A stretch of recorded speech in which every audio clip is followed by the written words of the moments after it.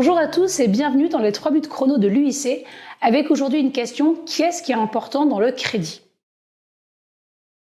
Allez, on y va. Les points importants dans le crédit et surtout les points dont les banques se moquent totalement. Je suis désolée. Première chose, la source de revenus. Les banques sont extrêmement normées et votre statut professionnel va influer fortement la faisabilité du dossier. Si on prend une échelle, il y a le CDI, très bien. Il y a équivalent la profession libérale qui, suivant les métiers, notamment médicaux, sont même au-dessus du CDI. Et puis, il va y avoir dessous, finalement, le CDD renouvelé dans la fonction publique. Il va y avoir les chefs d'entreprise. Il va y avoir les auto-entrepreneurs. Il va y avoir les intérimaires. Et finalement, à chaque étape, la banque va considérer qu'il y a un risque ou une incertitude qui va fragiliser le dossier. Seconde chose, le taux d'endettement. Avec le HCSF, on le sait, le taux d'endettement doit rester à 35%. Mais ces 35% sont calculés sur la situation précédente qu'on a vue. Sur des CDD, il y aura des moyennes. Sur des intérims aussi. Sur des chefs d'entreprise, il y aura les résultats du bilan qui seront retraités. Donc finalement, le revenu que vous déclarez à votre avis d'imposition n'est pas forcément celui qui sera retenu par la banque. Il faudra bien être à 35%. Troisième élément, l'apport.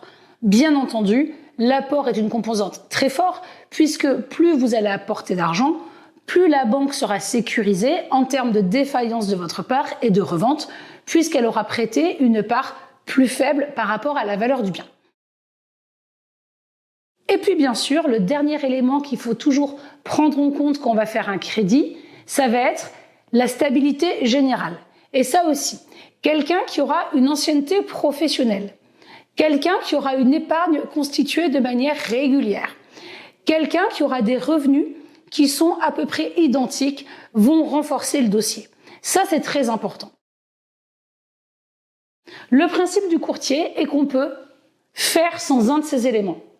On peut faire sans 2 de ces éléments, mais on ne peut pas tout manquer. C'est-à-dire qu'il va y avoir une balance où si la situation professionnelle n'est pas très stable, un apport très important peut la remplacer. Si effectivement on n'a quasiment pas d'apport, mais qu'on a un taux d'endettement très faible avec une situation stable et des gros revenus, on pourra compenser.